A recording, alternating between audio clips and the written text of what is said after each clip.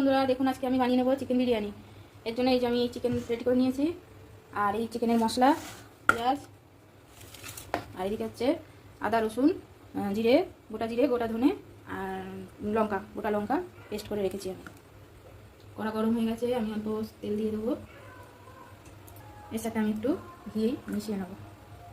তেল গরম হয়ে গেছে, এবার আমি পেঁয়াজ কুচিগুলো দিয়ে দেবো।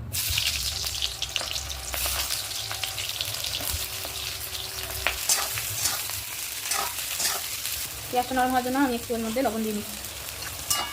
একটু ব্রাউন হলে তারপর আমি মশলাগুলো দেবো। দেখুন পেঁয়াজটা আমার একটু লালচে করে ভাজা হয়ে গেছে, এবার এর মধ্যে আমি এই মশলাটা দিয়ে দেবো। এই যে আদা জিরে লঙ্কা ধনে বাটা পেস্ট করে রেখেছি, এটা আমি দিয়ে দেবো। পরিমাণ মতো দিয়ে দেবো।